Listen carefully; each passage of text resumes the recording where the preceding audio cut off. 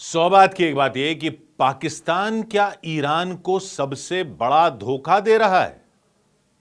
क्या करने गए पाकिस्तान के army chief Asim Munir America में, और डोनाल्ड ट्रंप की उनसे मुलाकात क्यों, वो भी बंद कमरे में, खुफिया मुलाकात?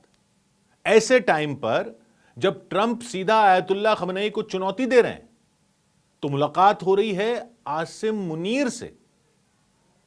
तो रणनीतिक मामलों पर जो लोग नजर रखते हैं वो ज्यादा हैरान नहीं है इस पर, और जो पाकिस्तान और अमेरिका का इतिहास जानते हैं वो भी ज्यादा हैरान नहीं है। जब अमेरिका की सोवियत रूस से लड़ाई चल रही थी, तब भी अमेरिका का एजेंट बनकर पाकिस्तान ने ही अपने ठिकाने दे रखे थे अमेरिका की सेना को कि आओ यहां से अटैक कर लेना। अफगानिस्तान में जब सोवियत रूस आ गया था तो अमेरिका को ठिकाने दे दिए थे। फिर तालिबान के टाइम भी अमेरिका की सेना पाकिस्तान से ऑपरेट कर रही थी। तो पाकिस्तान तो भाड़े का ठिकाना बनने को राजी होता रहा है, हमेशा पहले से होता रहा है। लेकिन वो ईरान के खिलाफ भी अमेरिका को ठिकाना दे देगा, ये तो पाकिस्तान की सेना के लिए पाकिस्तान की पब्लिक को ही समझाना मुश्किल हो जाएगा। और अगर ये होगा भी तो खुल्लम खुल्ला ये करना तो मुश्किल होगा पाकिस्तान के लिए। कई रिपोर्ट तो ऐसी भी आ रही हैं कि अमेरिका ईरान पर जो जासूसी कर रहा है वो पाकिस्तान की जमीन से कर रहा है, पाकिस्तान के आसमान से कर रहा है। ऐसी रिपोर्ट की पुष्टि तो अभी कोई नहीं करेगा, लेकिन अमेरिका का जासूसी सिस्टम है बेकन। वैसे तो इसका नाम है BACN, battlefield airborne communications node बोलते हैं, लेकिन इसको बेकन।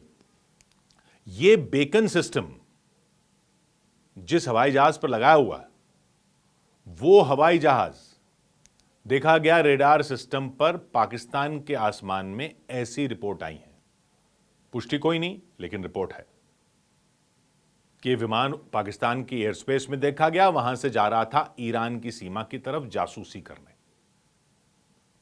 और रिपोर्ट कहती है जिस वक्त यह जासूसी करने वाला हवाई जहाज दिखा आसमान में, ठीक उसी के बाद ईरान के सरकारी टीवी चैनल के स्टूडियो पर अटैक कर दिया था इजराइल की एयरफोर्स ने। इसलिए अटकलें लगाई जा रही हैं कि जासूसी करने वाला विमान इजराइल की सेना को सटीक लोकेशन देता जा रहा था, और इजराइल की सेना उसके हिसाब से, उस लोकेशन के हिसाब से मिसाइल दागती जा रही थी। तो क्या यह पाकिस्तान करने दे रहा था ईरान के खिलाफ?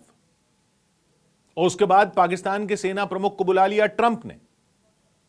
आपको याद होगा उससे पहले ईरान के जनरल मोहसिन रजाई ने धमकी दी थी कि अगर इजराइल ने ईरान पर परमाणु हमला किया तो जवाब में पाकिस्तान ईरान की तरफ से इजराइल पर परमाणु अटैक कर देगा। और जैसे ही ईरान के जनरल ने यह कहा था, पाकिस्तान के रक्षा मंत्री ख्वाजा आसिफ कूद पड़े, साफ कर दिया कि पाकिस्तान ऐसा कुछ नहीं करेगा ना, पाकिस्तान का परमाणु बम किसी और देश के लिए नहीं है। ये एकदम से साफ करके ईरान से अपने आप को अलग करने की जरूरत क्यों पड़ गई पाकिस्तान को? अभी ऑपरेशन सिंदूर के बाद तो शहबाज शरीफ जूते उतारकर ईरान के सुप्रीम लीडर की दहलीज पर मत्था टेकने पहुंच गए थे। अब अगर ईरान ने भले ही इजराइल को गीदड़ भभकी देने के लिए ही कह दिया हो, पाकिस्तान का नाम ले लिया हो, तो ईरान को झिड़क दिया पाकिस्तान ने। इतनी हिम्मत पाकिस्तान में अमेरिका की शह के बिना कहां से आ सकती है? ट्रंप ने शहबाज शरीफ को नहीं बुलाया, आसिम मुनीर को बुलाया। बताइए, कोई इज्जतदार देश ऐसा बर्दाश्त करेगा कि उसके प्रधानमंत्री को नहीं, उसके राष्ट्रपति को नहीं, अलग से बंद दरवाजे के बीच अमेरिका का राष्ट्रपति मीटिंग के लिए बुला ले सीधे सेना के अध्यक्ष को? तो क्या पाकिस्तान ईरान के साथ भी डबल गेम खेल रहा है? याद है ऑपरेशन सिंदूर के टाइम क्या हुआ था? पाकिस्तान के सिक्योरिटी एनालिस्ट इम्तियाज गुल ने क्या कहा था? साफ साफ कह दिया था कि जिस नूर खान एयरबेस पर हमला हुआ भारत का, वो तो पाकिस्तान का बेस ही नहीं है, वो तो अमेरिका का एयरबेस है पाकिस्तान के अंदर। यह कहा था उन्होंने कहा था पाकिस्तान की सेना के लोग तक उसमें नहीं जा सकते। और जब उन्होंने यह कहा तो कोई खास जोर देकर न पाकिस्तान की सरकार ने इस पर कुछ जवाब दिया, न ही पाकिस्तान की सेना ने कुछ कहा। तो क्या अमेरिका ने वाकई अब भी अपना अड्डा बना रखा है पाकिस्तान में, जहां से वो ईरान की जासूसी करता रहता है? ये पाकिस्तान कोई देश है या किराए का पार्किंग एरिया बना रखा है? बेच खाया पाकिस्तान की सेना ने पाकिस्तान को। ये वही आसिम मुनीर है ना, जो भाषण दे रहे थे टू नेशन थ्योरी पर, कि हिंदू अलग होते हैं, मुस्लिम अलग होते हैं, इसलिए पाकिस्तान बना था, वगैरह वगैरह। ईरान के खिलाफ अपने अड्डे दे रखे हैं अमेरिका को।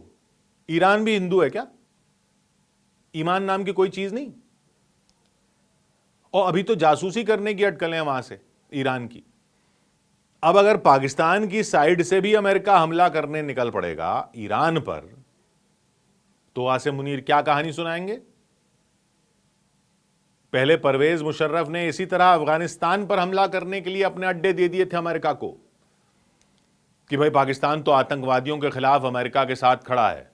तो अलकायदा ने अगर अमेरिका में वर्ल्ड ट्रेड सेंटर की बिल्डिंगें गिरा दी थीं, तो पाकिस्तान ने अपने अड्डे दे दिया अमेरिका को कि वहां से अलकायदा पर हमले कर लो। अफगानिस्तान में अमेरिका को अड्डे दे दिए और उसामा बिन लादेन को अपने बगल में लाकर छुपा दिया।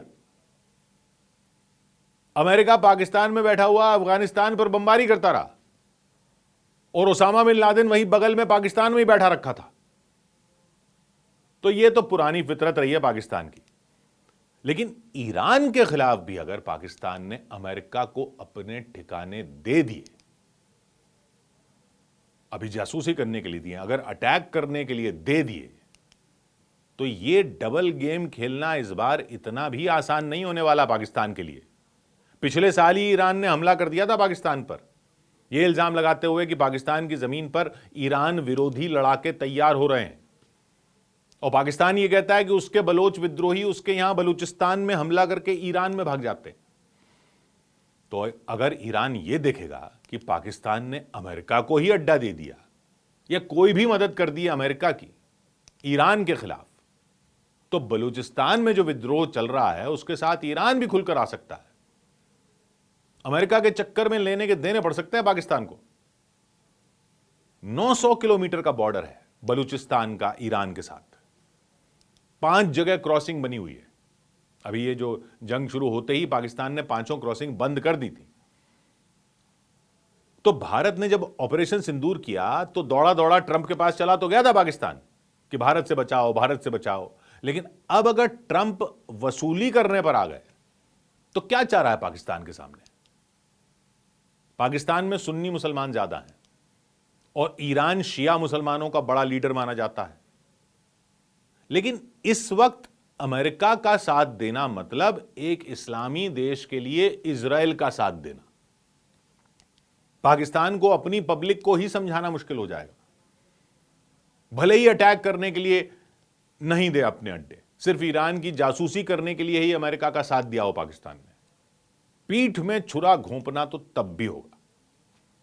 और खुद पाकिस्तान में 15%, 15% शिया मुसलमान है वहां के लोग। और इस सब के अलावा चीन है। चीन पाकिस्तान में इकोनॉमिक कॉरिडोर बना रहा है, उसको उतने सारे लड़ाकू विमान दे रहा है। वो सब इसलिए थोड़ी ही दे रहा है कि पाकिस्तान अमेरिका को बुला ले वहां पर।